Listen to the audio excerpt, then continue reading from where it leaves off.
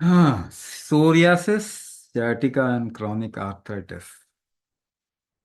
Itis का मतलब क्या होता है? It is inflammation.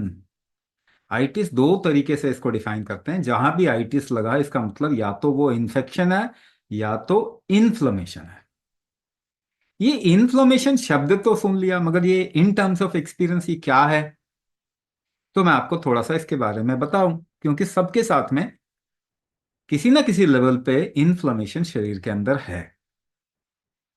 तो अगर पेट्रोल की गाड़ी में डीजल डालेंगे तो इंजन चोक हो जाएगा। यानी कि डीजल के इंजन में डीजल ही डालना पड़ता है। तो आपका शरीर किसके लिए डिजाइन हुआ है? केमिकल खाने के लिए हुआ है? नहीं हुआ। तो केमिकल खाने के लिए नहीं हुआ, उसके बाद केमिकल खाएंगे तो शरीर उसको फेंकने की कोशिश करेगा या उसमें ज्वलनशीलता आएगी, नुकसान होगा। वही नुकसान इन्फ्लेमेशन है। एक 2 किलो का बच्चा पैदा होता है, उसमें वैक्सीनेशन इम्यूनाइजेशन के नाम पे कितने केमिकल डालते हैं।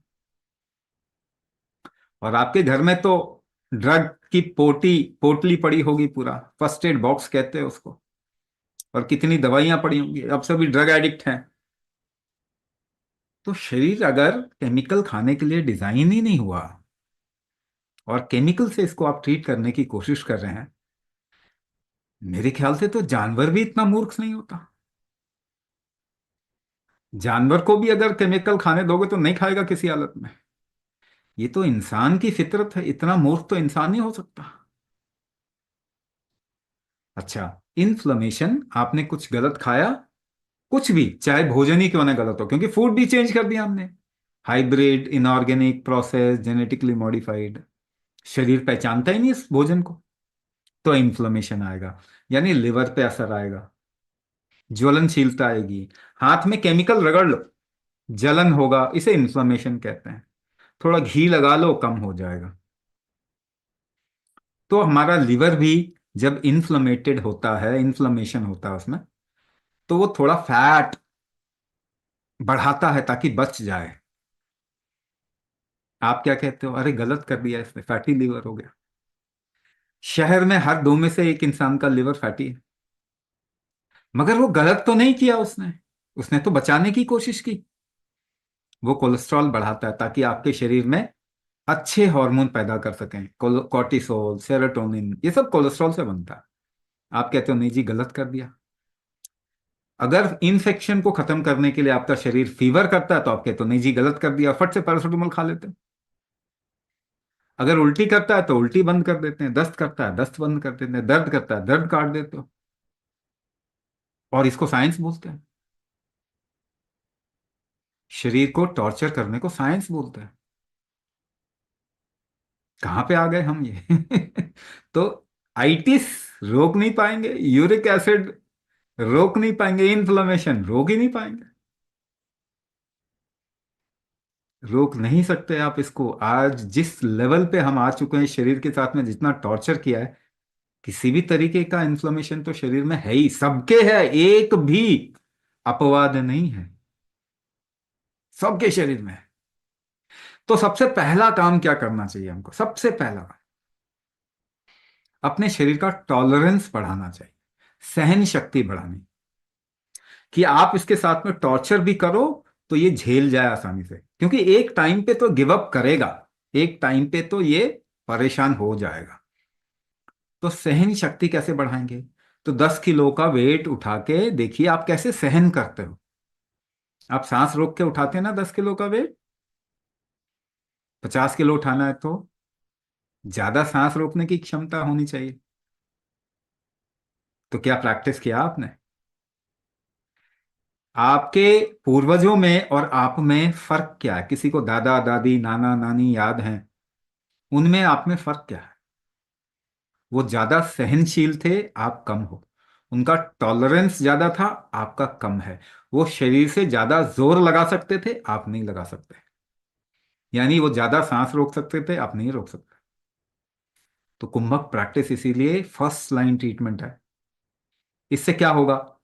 इससे आपके ऑर्गन एम्पावर होंगे, इससे आपकी कार्य क्षमता शरीर की बढ़ेगी, और जो भी आप डाल रहे हैं उससे जो नुकसान है वो कम होगा।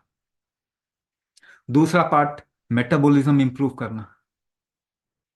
तो आपकी सांस रोकने की क्षमता इनहेलेशन कैपेसिटी से 4 गुना होना चाहिए, तब मेटाबॉलिज्म इंप्रूव होगा।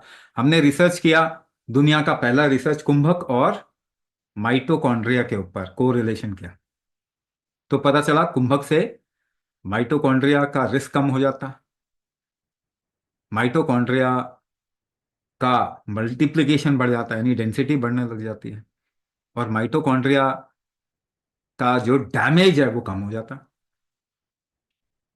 ये दुनिया का पहला एक्सपेरिमेंट था जो कि कुंभक और माइटोकॉन्ड्रिया के साथ में कोरिलेट करते हैं, और जो रिजल्ट आया वो ब्रेक थ्रू है एक तरीके से। मगर क्योंकि कम सब्जेक्ट पे काम किया, अभी हम इसे पब्लिश करेंगे जरूर, मगर अब थोड़े सब्जेक्ट बढ़ाएंगे, यानी कि और लोगों के ऊपर करें। तो मेटाबॉलिज्म कौन इंप्रूव कर सकता है आपके शरीर का? भोजन इस्तेमाल करने की क्षमता कौन इंप्रूव कर सकता है? कोई मेडिसिन नहीं कर सकती, कोई भोजन फूड नहीं कर सकता। फूड से आपकी शक्ति बढ़ती है ना, ऐसा सबको बताया गया। मगर 50-60 साल का इंसान फूड खाया, 50-60 साल तो कमजोर हुआ या ताकतवर हो गया? कमजोरी हो रहा है ना, उम्र के साथ आप कमजोर हो रहे हैं, भोजन खाते खाते खाते खाते। तो ये भी आपको समझना पड़ेगा कि फूड को लेके आप अपना ट्रीटमेंट कर लीजिए। ये आपकी शक्ति नहीं बढ़ाता फूड, मेडिसिन आपकी शक्ति नहीं बढ़ाता, कुंभक आपकी शक्ति बढ़ाता है। इम्यूनिटी आपके शरीर का बैलेंसिंग स्ट्रेंथ होता है। एक पांव पे खड़े हो जाइए, किसी को बोलिए आपको धक्का देने के लिए, कैसे बैलेंस करते हो? सांस रोक के ही तो बैलेंस करते हैं। यानी कुंभक आपकी इम्यूनिटी को बैलेंस करता है, अगर इम्यूनिटी कम है तो बढ़ाता है, अगर इम्यूनिटी ऑटो इम्यून डिसऑर्डर है तो उसको ठीक करता है। रीजनरेशन का स्ट्रेंथ कुंभक बढ़ाता है आपके शरीर में। कैसे? कुंभक को मैं कहता हूं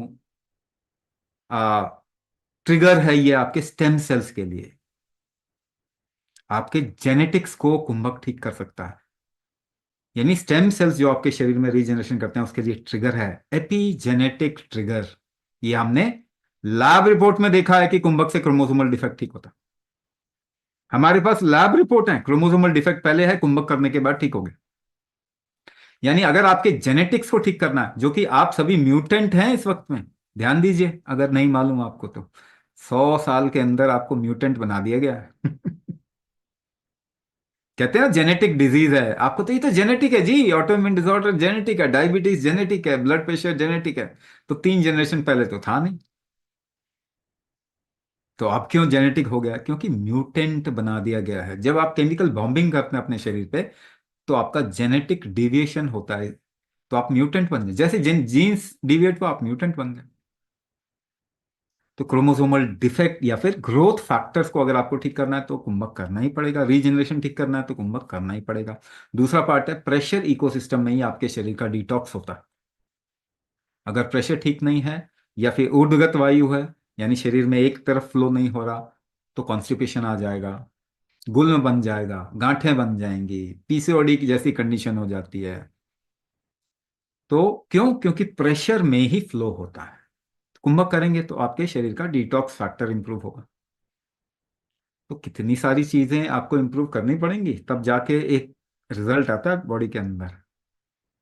तो वो कुंभक का ऑप्शन नहीं है, करना ही पड़ेगा।